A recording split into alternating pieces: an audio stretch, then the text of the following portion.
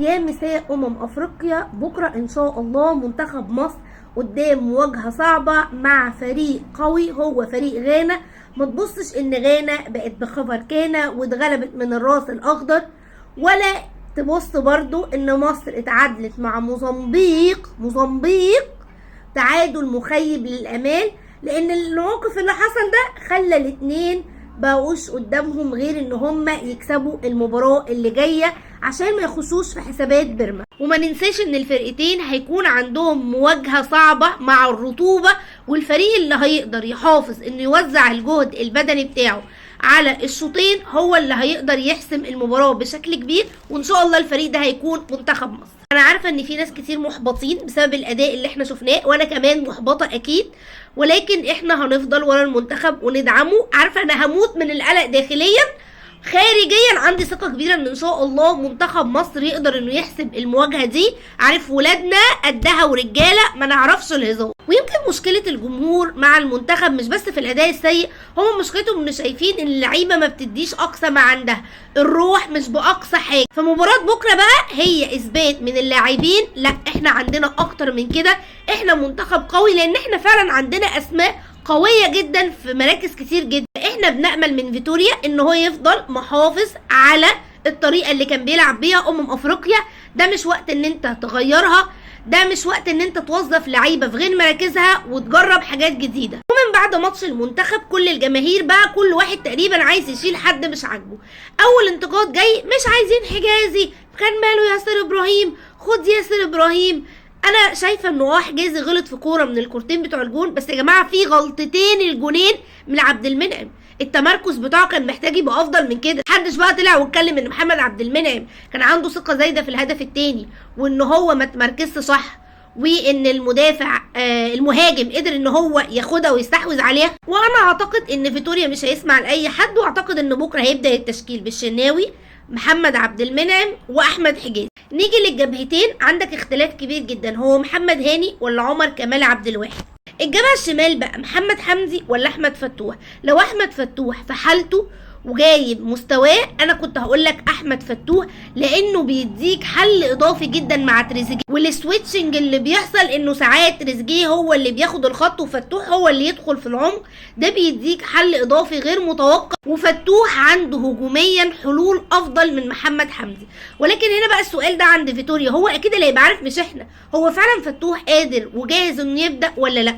انتوا بالنسبه لكم بقى شايفين مين يلعب باك يمين ومين يلعب باك شمال؟ خط النص هو فيتوريا عنده مختلف الافكار ومختلف اللعيبه، ومهما كانت الخطه حط بس خطه مظبوطه اعتقد ان اللعيبه هتقدر تأدي لك فيها. انا بفضل مروان عطيه رقم 6، وان انت تلعب هندسه تقول لي فين امام عاشور، انا بفضل زيزو علشان الانسجام اكتر من الامام مع المنتخب. امام لاعب كويس جدا، هو من احسن لاعب رقم 8 موجودين في مصر عشان اكون صريحه جدا، بس انا لسه لحد دلوقتي حاسه ان امام مش في كامل انسجامه مع المنتخب، ده برضو اللي هيحدده فيتوريا. وكنت انا بفضل مروان عطيه، حمدي فتحي، وزيزو. هبتدي ادي لامام تدريجيا في البطوله دي. الفكره بقى مش هنلعب بمين، الفكره انت هتلعب بانهي خطه.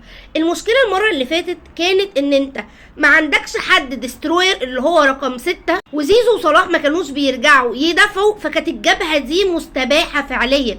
الناحيه التانية نفس الكلام، حمدي فتحي ما كانش في افضل مستواه وما كانش بيرجع يغطي ورا محمد حمدي، فبرضه الجبهه كان فيها مشاكل. فهي الخطه كان فيها مشكله، بس كمان اللاعبين كانوا مؤثرين وما ادوش افضل حاجه. ايا كان الاسامي اللي انت هتلعب بيهم لازم يبقى في حد بيأمن ورا الباك اليمين والباك الشمال لما بيطلعوا، ورا كمان التمانيتين اللي انت بتعملهم بقى، سواء مين اللي اخترتهم الاسامي، حمدي فتحي، امام عاشور، زيزو. لازم يكون في ترحيل. فانت لو هتلعب مثلا على الجبهه بتاعه صلاح وهتحط معاه مثلا زيزو، لازم يبقى هنا مثلا النني او مروان عطيه مغطي الطلوع بتاعه، وراه كمان المدافع لو تتكلم على محمد عبد المنعم متقدم بيغطي ده، والناحيه التانية نفس الكلام. وهو ده اللي كنا مفتقدينه في التغطيه العكسيه، مفيش حد بيرحل في الدفاع، سهل جدا ان دفاعك يتضرب. بالنسبه للمنتخب غانا خلينا اقول لك ان هو فعلا في اسامي لاعبين كبار جدا، اندري ايو وجوردن ايو، وزي طبعا محمد قدوس لاعب وست هام اللي هم بيقولوا بشكل كبير جدا ممكن يرجع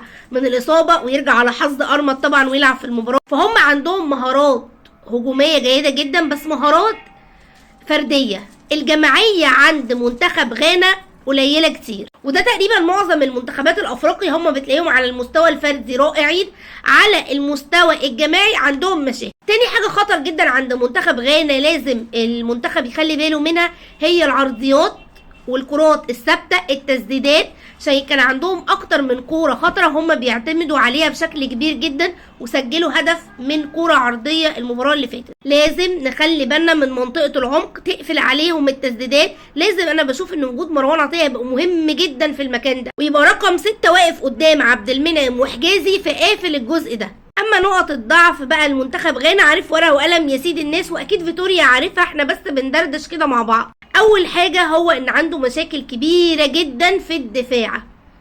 اول حاجه لو انت ضغطت على لعيبه الدفاع وشفناها اتكررت في اكتر من لعبه، بتقدر ان انت تاخد منهم الكوره، ممكن تعمل عليهم في بعض المباراه ضغط عالي باكتر من لاعب، هتقدر تقطع الكوره وتعمل منها انفراد. حتى لو قطعتها منهم في نص الملعب بتاعهم وحولت بكوره سريعه، عارفين ايه، لونج باص لحد من مصطفى محمد او ممكن تريزيجيه اللي جاي من الجبهه العكسيه، هتقدر تشكل خطوره كبيره جدا عليهم. تالت حاجه الباك اليمين عندهم عنده مشاكل دفاعيه رهيبه، هو وكمان المدافع اللي جنبه مساحات رهيبه جدا ما بينهم، مشاكل في التغطيه العكسيه. عشان كده ناس كتير بتقول ان هو يلعب بعمر مرموش، عشان هو عنده مهارات فرديه افضل شويه من تريزيجيه، هو لاعب سريع، هو كمان دريبلينج، فممكن فعلا هي تستخدم مرموش في كده.